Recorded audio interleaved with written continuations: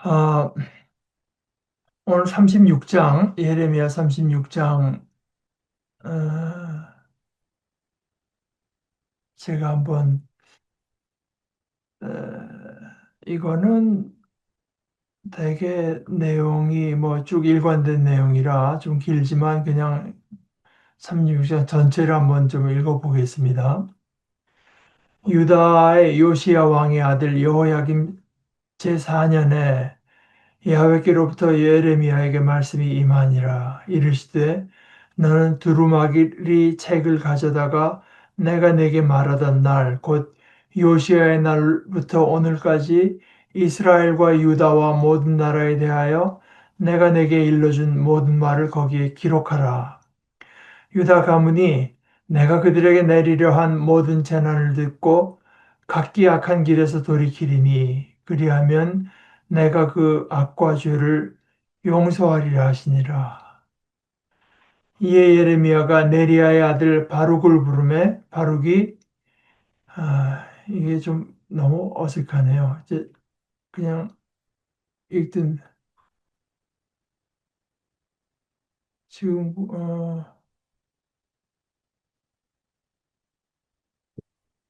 그 3절부터 제가 다시 읽겠습니다. 어쩌면 유다 집안이 내가 그들에게 내리려고 하는 온갖 재난 이야기를 들을지도 모른다. 그러고는 저마다 자기의 나쁜 길에서 돌아설지도 모른다. 그러면 내가 그들의 잘못과 죄를 용서하겠다. 그래서 예레미야가 네리야의 아들 바룩을 불렀다. 바룩은 예레미야의 입에서 나오는 대로 야훼의 모든 말씀을 두루마리에 받아 적었다. 야훼께서 예레미야에게 하신 말씀이었다. 예레미야가 바룩에게 명령했다. 나는 자유롭지 못해서 야훼의 집에 들어갈 수 없어요. 그러니 그대가 직접 가서 소리내어 읽어주도록 하세요.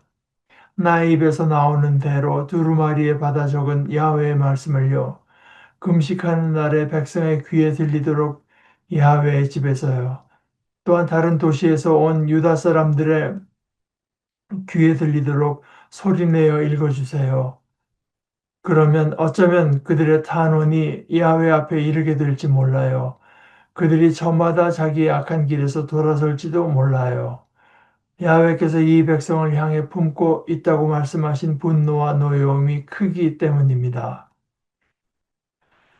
네리야의 아들 바룩은 예레미야 예언자가 명령한 모든 것을 그대로 실행했다. 두루마리에 들어있는 야훼의 말씀을 야훼의 집에서 소리내어 읽어준 것이다.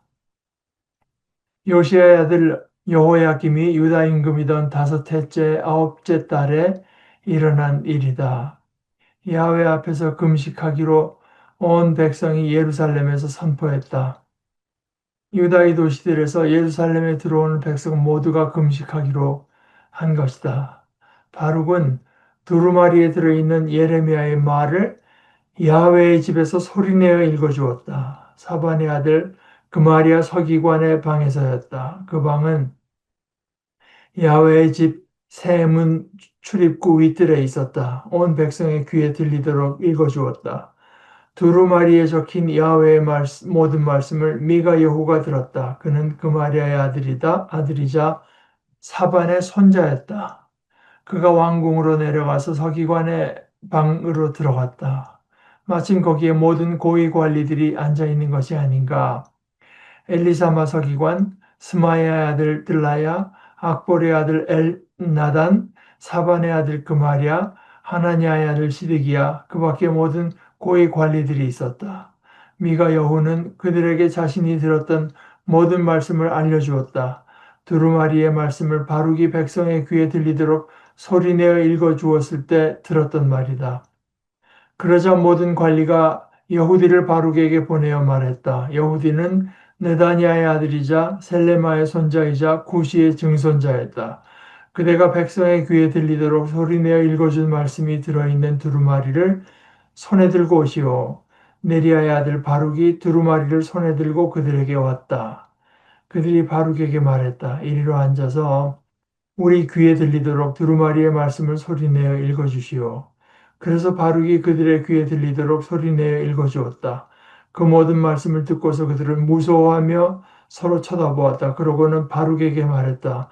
우리가 반드시 임금님에게 알려드려야겠습니다. 이 모든 말씀을요. 그리고 바룩에게는 그들이 이렇게 부탁했다. 우리에게 얘기해 보시오. 그대가 어떻게 이 모든 말씀을 예레미야의 입에서 나오는 대로 받아 적었는지. 바룩이 그들에게 대답했다. 그가 입으로 나에게 이 모든 말씀을 불러주었고 내가 먹으로 두루마리에 적었습니다. 그러자 그 관리들이 바룩에게 말했다. 그대는 가서 숨으시오. 예레미야도 그리하시오. 두 분이 어디 계시는지 누구도 알지 못하게 하시오. 고위 관리들은 뜰에 있는 임금에게 갔다. 두루마리는 엘리사마 서기관의 방에 보관해 두었다. 그들은 임금의 귀에 들리도록 그 모든 말씀을 알려주었다. 그러자 임금은 여후디를 보내 두루마리를 가져오게 했고 여후디는 엘리사마 서기관의 방에서 두루마리를 가져왔다. 그리고 여후디는 두루마리의 말씀을 임금과 임금 곁에 서 있는 모든 고위 관리의 귀에 들리도록 소리내어 읽어주었다. 그때 임금은 겨울 궁전에 머무르고 있었다. 아홉째 달이었다. 임금 앞에 화로에는 불을 피워 놓았다. 여후디가 두루마리의 말씀을 서너 단씩 읽을 때마다 임금이 서기관의 칼로 두루마리를 잘라 화로불에 던져 넣었다. 마침내 두루마리 전체가 화로불에 타 완전히 없어져 버렸다. 그런데 아무도 무서워하거나 옷을 찢지 않았다. 이 모든 말씀을 들은 임금도 그의 모든 신하도 그랬다. 심지어 엘나단과 들라야와 그마리아가 임금에게 두루마리를 불태우지 말라고 간청했는데도 임금은 그들의 말을 듣지 않았다. 임금은 에라 흐무엘 왕자와 아스리엘의 아들 스라야와 압드엘의 아들 셀레미야에게 명령했다. 바룩 서기관과 예레미야 예언자를 붙잡아 오라고 한 것이다. 그렇지만 야훼께서 그 두 사람을 숨겨 주었다. 야훼의 말씀이 예레미야에게 내려오는 일이 일어났다. 임금이 두루마리 곧 예레미야 입에서 나오는 대로 바룩이 받아 적은 말씀들을 불태운 뒤였다. 너는 다시 다른 두루마리를 가져다가 거기에 적어 넣어라. 처음 두루마리에 있었던 처음 말씀을 모두 처음 두루마리는 유다 임금 여호야김이 불태웠다. 유다 임금 여호야김에게 말해 주어라. 야훼께서 이렇게 말씀하셨습니다. 내가 직접 이 두루마리를 불태웠다. 예언자가 두루마리에 왜 이런 말을 적어 넣었느냐고 하면서 바빌론 임금이 반드시 와서 이 땅을 망가뜨릴 것이고 이 땅에서 사람과 짐승을 사라지게 할 것이라는 말을 적어 넣었냐고 하면서 이러므로 야훼께서 이렇게 말씀하셨습니다. 유다 임금 여호야김을 두고 말씀하신 것입니다. 그의 후손으로는 다윗의 임금 자리에 앉을 사람이 생기지 않을 것이다. 그의 시체를 사람들이 내버려 던질 것이다. 그러면 그 시체가 낮에는 열기에 시달리고 밤에는 서리를 맞을 것이다. 내가 그와 그의 후손과 신하들에게 그들의 잘못 때문에 벌을 내리겠다. 그리고 예루살렘에 사는 사람들과 유다 사람 각각에게 온갖 재난이 닥치게 하겠다. 그렇게 하겠다고 내가 그들에게 말했지만 그들은 나의 말을 듣지 않았다. 그래서 예레미야가 다른 두루마리를 가져다가 내리야의 아들 바룩 서기관에게 주었다. 바룩은 예레미야의 입에서 나오는 대로 모든 말씀을 거기에 적어 넣었다. 유다 임금 여호야김이 불태운 두루마리에 적어 두었던 말씀들이다. 다시 그 말씀들에다가 그와 같은 말씀이 많이 덧붙었다. 아,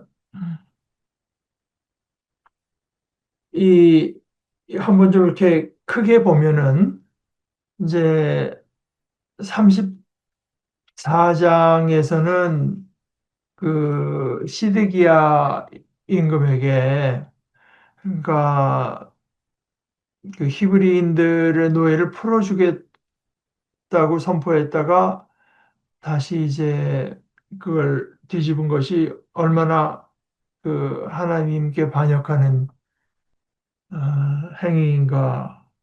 그래서 불순종의 예를 들고 나서 35장에서는 레갑 자손들이 이 전에 내려온 그 자기 집안에 내려온 말씀에 끝까지 충실했던 것을 이제 하나의 그 순종의 예로 들면서 그것과 대조해서 다시 그 유다 어, 특히 유다 임금 시드기야와 그의 고위 관리들에 대한 심판을 이제 재천명했습니다. 그리고 요번에는 어, 그 요번에는 에, 그 여호야김 요시아의 아들 여호야김 때 일어난 이제 그 일을 기록하고 있는데 이게 지금 우리가 그 나눈 지가 좀 오래됐지만 저 앞에 26장 오늘 36에 26장엔 이렇게 되어 있어요. 26장에 요시아의 아들 여호야김이 유다 임금으로 다스리기 시작할 무렵이었다. 야훼께로부터 이 말씀이 내려오는 일이 일어났다. 야훼께서 이렇게 말씀하셨다. 너는 야훼의 집들에 서 있어라. 그러고는 야훼의 집에 예배하러 오는 유다 모든 도시들에게 말해 주어라. 그들에게 말해 주라고 내가 너에게 명령한 말을 모두에게 전해 주어라. 한마디도 빠뜨리지 마라. 어쩌면 그들이 듣고 저마다 자신의 나쁜 길에서 돌아설지도 모른다. 그러면 그들의 행동이 악하기 때문에 내가 그들에게 재난을 내리려고 한 뜻을 바꾸겠다. 그러니까 이제 여기서는 26장에서는 이거보다 좀 앞선 거죠. 근데 그 성전에 대한 심판, 성전, 어,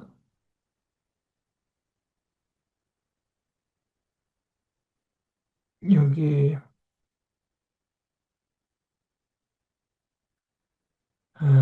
또,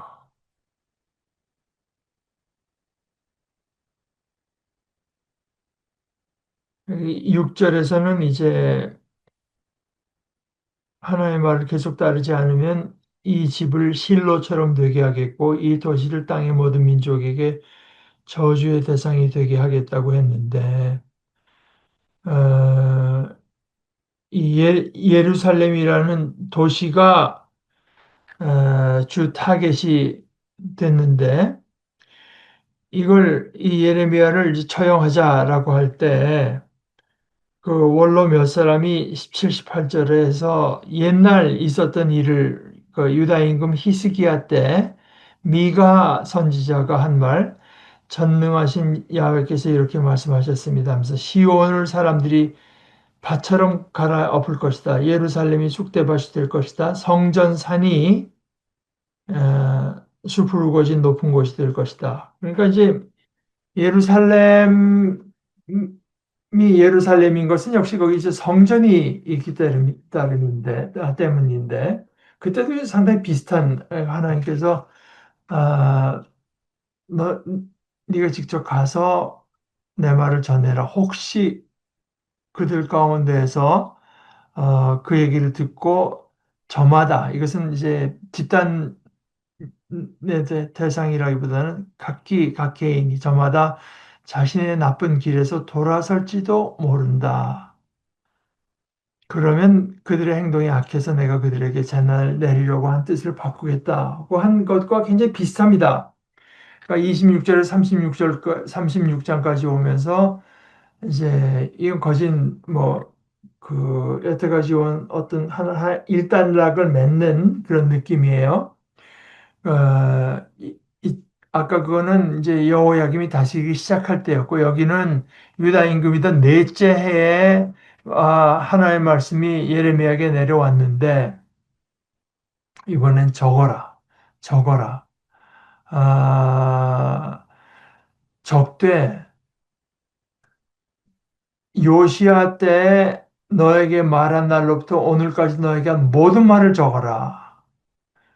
어쩌면 유다 집안이 내가 그들에게 내리려고 하는 온갖 재난 이야기를 들을지도 모른다. 그러고는 저마다 자기의 나쁜 길에서 돌아설지도 모른다. 그러면 내가 그들의 잘못과 죄를 용서하겠다. 그랬더니 이제 예레미야가 자기가 자유롭게 지금 성전에 들어가지 못한다. 근데 왜 자유롭게 못 들어가느냐 하는 데 대해서는 어떤 그 학자가 깨끗이 정리를 해줬습니다. 알 수가 없다.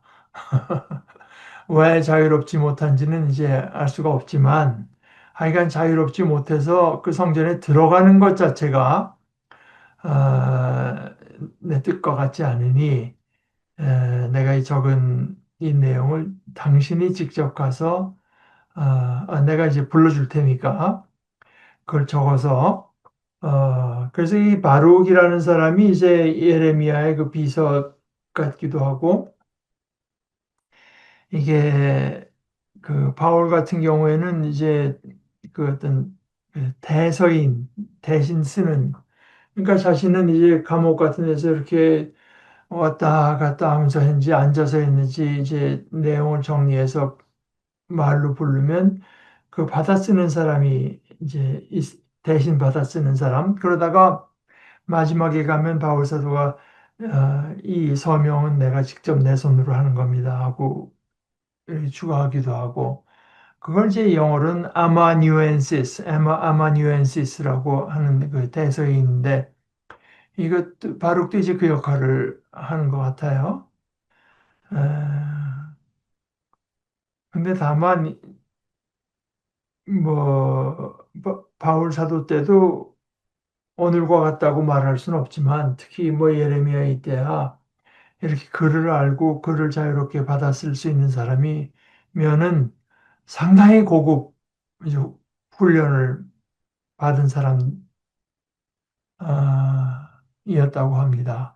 서기관이라고 하는데 뭐 제가 저 배우는 그 클래스에서 가르치는 분은 서기 그것이 그 고대 중동에서 굉장히 그 널리 퍼진 하나의 제도였다고 하죠. 어릴 때부터 가서 글 읽고 쓰고 뭐 하는 것, 외교 문서 작성하고 비즈니스에 대한 거 작성하고 아주 그 경력이 쌓이고 실력이 인정된 친구들은 왕궁이나 성전에 들어가서 이제 서기 노릇을 하는. 그래서 그 바룩이 이제 다 적어가지고 성전에 들어가서 8절에 보면 그대로 실행했다. 두루마리에 들어있는 야훼의 말씀을 야훼의 집에서 소리내어 읽어준 것이다. 근데 그걸 그 성전에는 그 제사 지내고 뭐 그런 그 큰 건물 메인 건물만 있는 게 아니라 거기 이제 그 성전을 그 돌보는 사람들 매니저하는 사람들도 서기 이런 사람들이 쓰는 방들도 있어가지고 아, 아, 거기 10절에 보면 두루마리에 들어있는 예레미야의 말을 야훼의 집에 소리내어 읽어주는데 사반의 아들 그마리아 서기관의 서기의 방에서였다.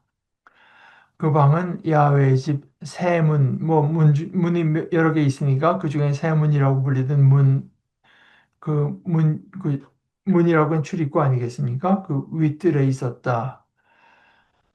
그래서 아주 크게 온 백성이 귀에 들리도록 뭐 주는 말씀을 이번에는 또 미가 여후가 듣고 근데 그거는 지금 방이 그마리아 서기관의 방에서 하는데 그 아버지의 방에서 하는데 그 아들 그리고 그마리아 아버지가 사반이니까 사반의 손자였던 미가 여후가 듣고 어 그 성전에서 이제는 왕궁으로 내려가서 서기관의 방이 있어서 들어갔더니 마침 거기 고위 관리들이 다 있어서 아, 그들에게 이게 이제 중요한 내용이니 말씀을 이제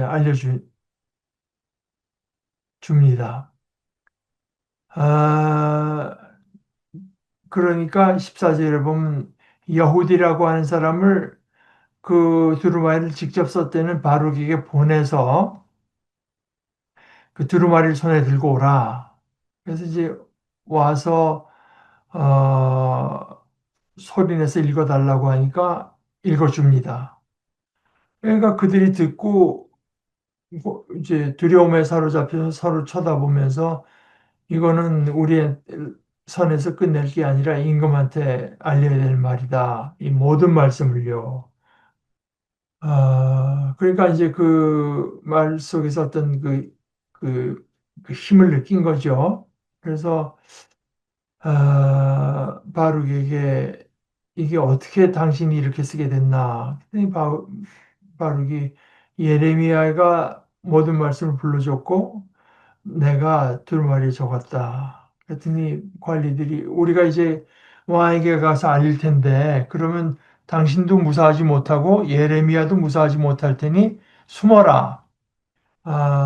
그 전에 26장에서 예레미야가 그 예루살렘에 대해서 예언할 때도 이제 굉장히 험악해졌었기 때문에 그런데 이제는 유다 그 땅 전체에 대한 심판과 재앙을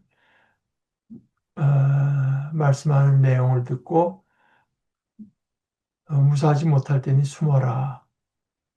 그래서 자기들이 임금에게 가서 이제 하러 가고 얘기하러 가고 두루마리는 어떤 엘리사마라는 서기관의 방에다가 보관해 두고 임금한테 얘기하니까 임금이 아, 그 서기관들에게 같은 여후디에 너 가서 두루마리를 가져오라.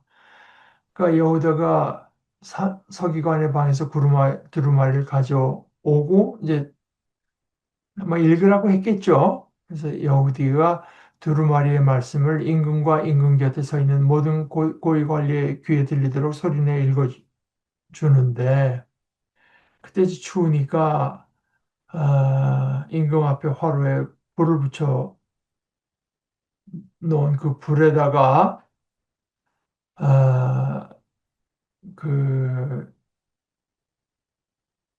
이제 이렇게 들고 읽는데 뭐 이제 줄줄이 읽는 거죠. 근데 한 서너 줄 읽을 때마다 칼로 잘라가지고 태우고 또 읽으면 또 칼로 잘라서 태우고 그러니까 청론하는 그 기괴한 장면이겠습니까? 나머지는 다 들을 필요도 없다. 확 태워버린 것도 아니고 자근자근 들으면서 다 이제 태워버려서 마침내 두루마리 전체가 화롯불에 타 없어지는데 그 24절 앞부분이 참 그런데 아무도 무서워하거나 옷을 찢지 않았다. 불태우지 말라고 간청은 했는데 하나님의 말씀이 적힌 두루마리가 타는데 그들이 임금 앞에서 그렇듯 비통함을 이제 표현하면서 항의하지는 않았던 거죠. 어, 오히려 간청하는 그 관리들의 말을 물리치고 어, 그 사람을 보내서 바룩하고 예레미야를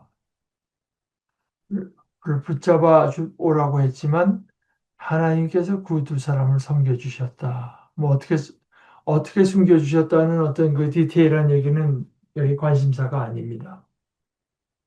그때 하나님의 말씀이 예레미야에게 다시 내려와서 어, 도로 이제 그 도로 다 적어라 그러면서 이제 추가하는 그 꾸짖음이 내가 직접 이 두루마리를 불태웠다. 그때 네가 한 말은 예언자가 두루마리에 왜 이런 말을 적어 넣었느냐고 하면서 바빌론 임금이 반드시 와서 이 땅을 망가뜨릴 것이고 이 땅에서 사람과 짐승을 사라지게 할 것이라는 말을 적어 넣었느냐고 하면서 이러므로 야훼께서 이렇게 말씀하셨습니다. 유다 임금 여호야김을 두고 말씀하신 것입니다. 아, 그래서 그 다시 이제 재앙을 선포하고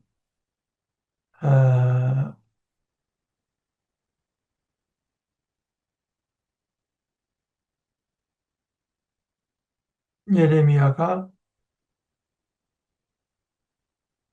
그 다른 두루마리 하나 마련에다가 서기관에게 줘서 이제 다시 불러 쓰는 겁니다. 다 적어주고 어, 다시 그 말씀들에다가 그와 같은 말씀이 많이 덧붙었다.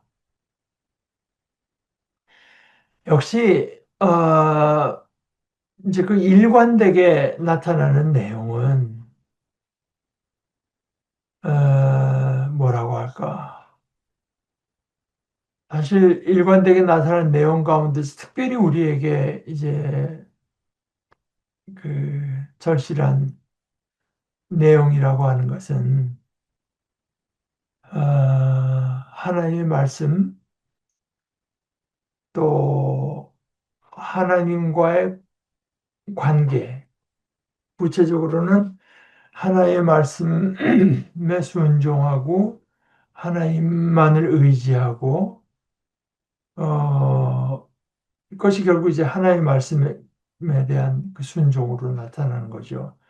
그에 앞서서 이제 하나의 말씀을 그런 두렵고 떨리는 마음으로 대할 수 있어야 되겠고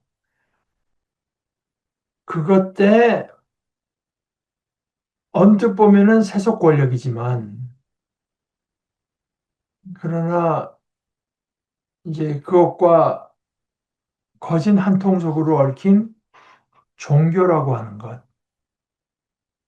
이제 이게 대비가 돼 있다고 하는 것이 특별히 어, 크리스찬인 우리들에게 아주 중요한 내용이 아닌가 이렇게 생각합니다. 어, 여기 대해서 그 김근주 교수의 해설 몇 가지. 첫째는 여기 이제 금식하는데요. 이스라엘 사람들이 아,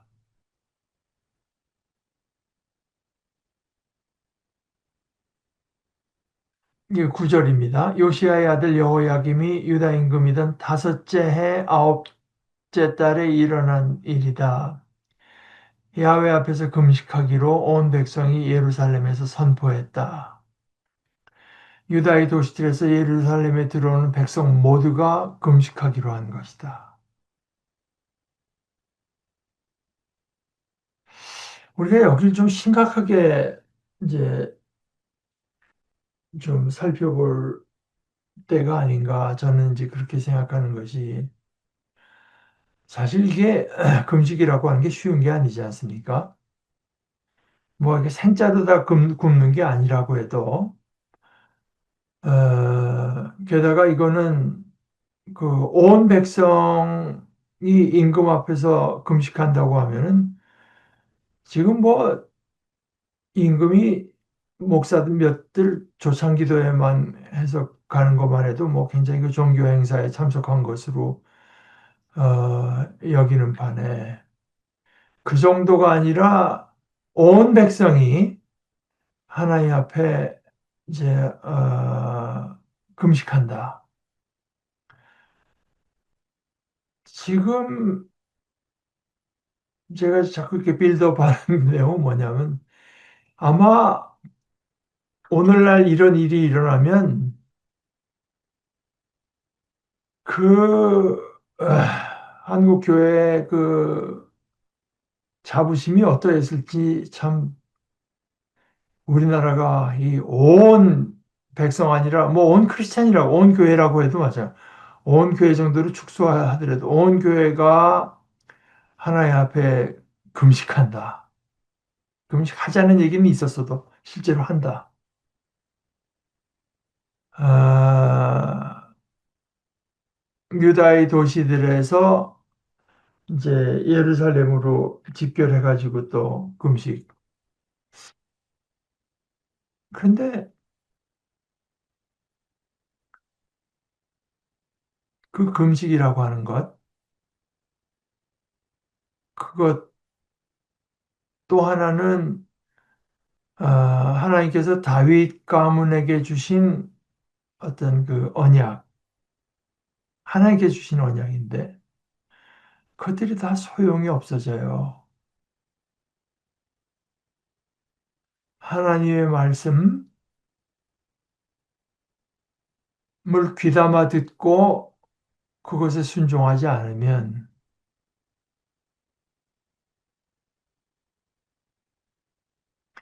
그러니까 이것은 특별히 이제 그 기독교인인 우리에게 심각하게 다가오는 내용은 종교와 신앙은 다 그 종교와 신앙이라고 하는 것이 반드시 같지는 않다. 심지어 서로 간에 이 대척점에 설 수도 있다. 종교라고 하는 것을 의지하고 우리가 하나님 앞에 금식까지 했으니 이제 대단하다. 그런데 이제 하나님께서 처음부터 주시는 말씀은 너는 가서 내 말을 전해라. 혹시 그들이 내 말을 듣고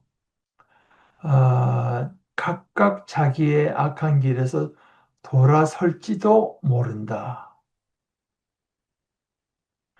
그러니까 하나님께서 원하시는 것은 하나님의 말씀을 정말 우리의 생명처럼 여기면서 붙들고 회개하는 것이죠. 우리가 잘못된 데서 돌아서는 것. 그러니까 이걸 연관성 있게 보자면 성전이라는 것도 또 어떤 임금을 세우고 예루살렘이라고 하는 도시가 필요한 것도 그것도 막 결국에는 모두가 다 그런 것들의 도움을 얻어서 하나님의 말씀에 순종하는 백성이 되게 하기 위한 것인데 이게 관계가 이상해지는 거죠. 종교 행위, 종교 행위. 뭐 여러분들의 그 어떤 한국교회 자란 체온도 저랑 뭐 크게 다르지 않을 걸로 생각하는데, 뭐 교회 오고, 뭐, 뭐 교회 열심히 섬기고, 성경 읽고, 뭐 기도하고, 선교에 참여하고, 이런 것 자체, 이런 것 자체,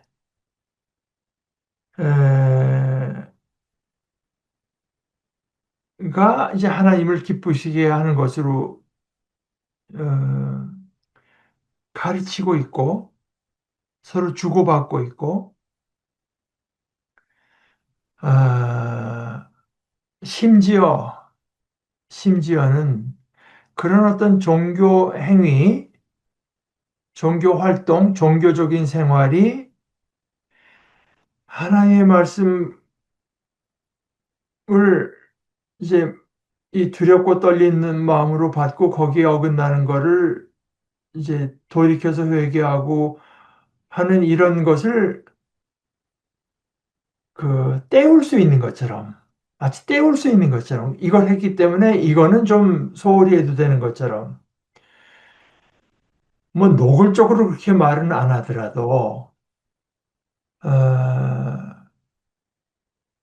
교회가 그런 길을 가고 있지 않다고 자신 있게 말할 수 있겠습니까? 어, 근데 하나님의 말씀을 정말 두렵고 떨리는, 그러나 그 속에만 참 행복과 참 생명이 있는 줄을 믿어서 말씀을 받아서 내 속에 있는 잘못된 것이 드러날 것을 두려워한다기보다 내 속에 생명과 어긋나는 것이 있을 때 말씀이 그것을 이제 바로잡을 어떤 지식과 힘을 어, 줄 것으로 믿고 나가는 거. 이게 뭐 예를 들어서 얼마 전에 그 국무회의 같은 거 할 때 이재명 씨가 그러죠. 그 언론이 우리들에게 대해서 안 좋은 얘기하고 쓴소리, 그걸 고맙게 생각해야 된다. 이제 그런 식의 거죠, 말하자면. 아, 그래서 이게 더 이 어떤 이들의 그 금식 행위를 돋보이게 하는 것은 사실은요, 그 김근주 교수가 말한 것처럼 이스라엘에서 어떤 공식적인 금식일이 있어요. 이날은 속죄일, 레위기 16장에 기록된 그때 그 속죄 염소, 아사셀 염소에다가 해서 뭐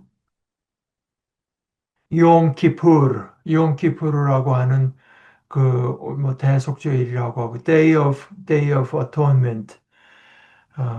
근데 우리 레지던트 할 때 보니까 유대인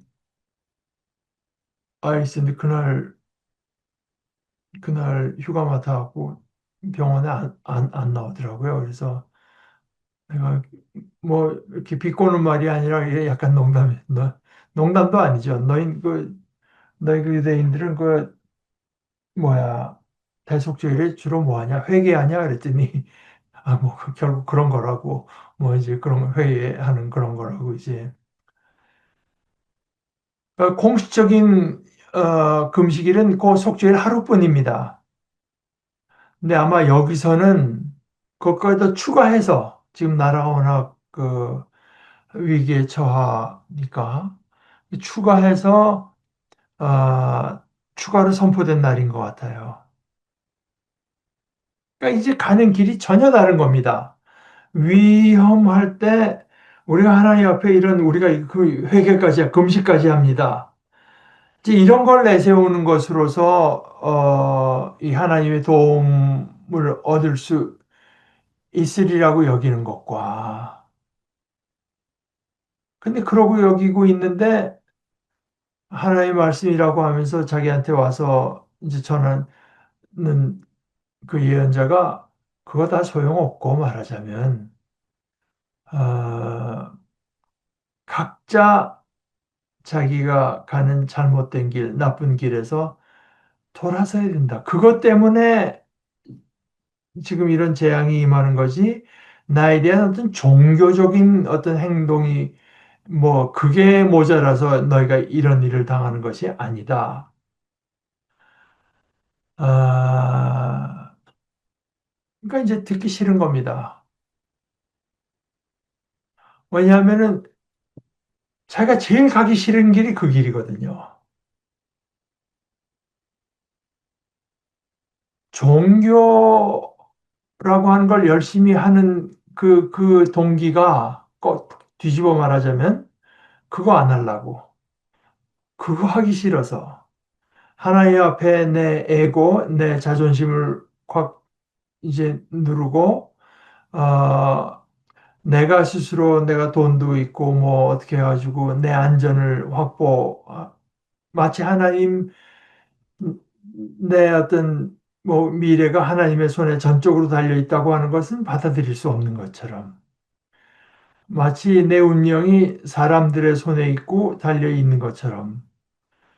뭐 그렇게 살고 그렇게 해야 안전할 것 같은데 하나님께서 넌 전적으로 나를 의지하고 아, 그 내 운명과 내 앞길은 내 손에 있는 것으로 믿고 너는 이웃을 돌봐라.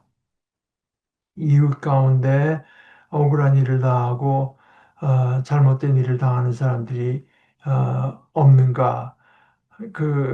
그것을 돌보는 것으로 나를 기쁘게 이제 하기를 원한다고 하는 말은 사실 거듭 보면 볼수록 이 사람은 정치건 종교건 뭘 해서든지 그 길을 피하려고 하는 겁니다. 그 길을 피하려고 하는 거예요. 끊임없이 회개하고 하나의 말씀 자신을 맞춰가는 이제 그것을 어떻게 해서든지 가지 않으려고 하는 그런 것이 에, 그 대리 행위로서 순종의 대리 행위로서 종교 행위. 그러니까 그 종교 행위라고 하는 게 이제 악한 행위가 되죠. 불순종, 불순종이 어떤 그 대표적인 행위가 되는 겁니다. 그래서 이 금식하는 걸 보게 되면 김군주 교수가 그들이 야훼를 뭐 모른 척 경외하지 않는 이들도 아니고 뭐 하나님을 거역하려고 작정한 이들도 아니겠기에 그러니까 금식을 선포하고 하나님의 도우심을 구하였을 거 아닙니까? 근데 이제 그랬기에 금식을 선포하고 하나님의 도우심을 구하는 외양, 겉모습을 갖추었겠으나 그러나 하나 이제 그런 것이 드러나는 것이 거짓된 것이라 어떤 하나님 앞에 올바르지 못한 태도라고 하는 게 드러나는 것이 바로 하나님의 말씀이 선포될 때 예레미야를 통해서 바룩을 통해서 하나님의 말씀이 선포될 때 그런 겉모습은 갖추었겠으나 정작 그들에게 선포된 하나님의 말씀에는 완전히 귀를 닫아버렸다. 그것이 이제 이 분서 책을 태워버리는 게 뭐 진시황도 그렇고 히틀러도 그랬던 것처럼 이제 그 제일 아마 우리에게는 인상 깊은 성경의 장면은 여기겠죠. 서너 줄 읽으면 거기까지 칼로 드러내서 태워버리고 또 읽으면 또 얼마나 앞에서 보는 사람은 그 기괴하게 보이겠어요. 그런데도 이제 그 모습을 보고 그냥 가슴을 치면서 이 하나님의 말씀을 저렇게 대한 데 대한 두려움, 옷을 찢으면서 뭐 이런 사람들이 없었다. 그러니까 이것은 역설적으로 말해서 그들에게 대한 하나님의 고발이 얼마나 정당한 것인가를 이제 보여주는 장면이라고 볼 수 있죠. 아, 그 임금과 그 백성이 사실은 늘 그 문서 이런 걸 다루는 대부분의 서기들도 그들에게 그들이 하나님의 눈에 어떻게 보였는가, 우리의 참모습이 무엇인가, 하나님이 그 자신들의 무엇을 책망하시고 그리고 무엇을 요구하시는지에 아무런 관심이 없었다는 점, 이것은 분명하다. 이제 아, 그러면서 이제 이들에게 보이는 태도 가운데 우리가 그 타산지석처럼 삼을 것은 이들은 마치 우리가 이렇게 하면은 그 하나님이 우리에게 어떤 호의를 가지고 대해 주시고 뭐 은혜를 베풀어 주시는 것은 이건 따놓은 당상이다. 이제 그게 아니라고 하는 걸 막 따지면서 이제 죽이려고 드니까요. 그것도 사실은 제 생각으로는 한국 교회의 만연한 태도가 아닌가 생각합니다. 구원은 따놓은 당상이다라고 여기지 않는다고 막 꾸짖잖아요. 구원을 하나님께서 이렇게 말씀하시고 구원은 우리는 따놓은 당상이라고 여기는 사람이 믿음 좋은 사람으로 이제 그런데 성경에는 물론 구원의 확신 이거를 이제 고취하는 데도 있지만 그러나 열매 맺지 못하는 가지마다 이제 잘려서 불에 태워진다든가 이런 것을 거듭 삶의 길이 그런 자들은 하나님의 나라를 유업으로 받지 못한다든가 얼마든지 있습니다. 그러니까 김세윤 교수의 표현대로 이 어떤 그, 그 구원의 확신이라고 하는 것과 그, 그 어떤 그 심판에 대한 그 경계, 이 긴장, 그 김세윤 교수의 표현은 저는 제일 그 적절하다고 생각해요. 이 긴장을 아는 채로 살아가는 것이 신앙생활이다. 이게 해소가 안 됩니다. 아, 이 둘이 어떻게 보면 모순되는 것 같은데, 그러나, 그 어떤 그 긴장을 안 가진 채로 이제 살아가는 것이 건강한 신앙생활이다. 이게 26장에서는 예루살렘, 즉 성전, 그리고 36장에서는 다윗 언약, 이 두 가지를 그들이 그냥 자기네 신앙의 든든한 두 가지로 붙들고 있었는데 이것이 다 그 하나의 말씀에 순종하는 것이 없을 때는 다 산산조각. 그래서 이 36장 이 둘이 공통점이 있다고 하면서 김군주 교수의 글을 한 줄 읽으면 그러므로 공통된 유형을 따라 구성된 26장과 36장은 이스라엘이 그토록 유력하게 붙잡고 있던 신앙의 두 기둥이 산산조각 나고 있음을 보여준다. 그러면서 좀 내려와서 하나님의 말씀의 두루마리에 응답하지 않는 한 저는 이것을 약간 그 진정으로 응답하지 않는 한 성전도 영원한 언약도 무의미할 뿐이다. 그러니까 제가 아까도 이제 말씀드렸지만 성전, 하나님께서 우리에게 주신 언약, 그 하나의 말씀, 이게 다 상승작용을 일으켜야 돼요. 이것 때문에 한쪽이 무시된다거나, 뭐, 이렇게 되면 이게 지금 잘못 가고 있는 거죠. 상승작용. 서로가 서로를 더 북돋아주고, 성전이 있어서 하나님의 말씀을 더 사랑하고, 하나님의 말씀이 때문에 어떤 그, 우리의 종교 행위, 이런 것들이 더 힘을 얻고 더 활발해지고, 그러니까 이것이 뭐 한 가지가 한 가지를 이제 억누르고 그야말로 대체 리플레이스 해버리고 이렇게 여기는 거는 인간이 그저 자기 편의에 따라서 자기가 만들어낸 종교인 것이고 하나님이 그런 분이라고 얘기하면 그야말로 자기의 형상대로 따라서 자기가 만든 하나님일 따름이지 진정한 하나님은 아닌 거죠. 하나님께서 주시는 우리의 언약, 아, 어떤 그 우리가 교회로 모이는 공동체 또 종교 활동들 이런 것들이 하나의 말씀이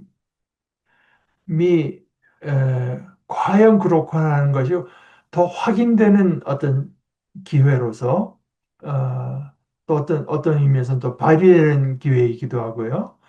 이제 그렇게 되면서 하나의 말씀으로 여기가 더 생기를 얻고 이 우리 어떤 이런 삶에서 그 하나의 말씀을 또 새롭게 이제 더 바르게 아, 대하게 되는 이런 그 상승작용 이 일어나야 되는 거지.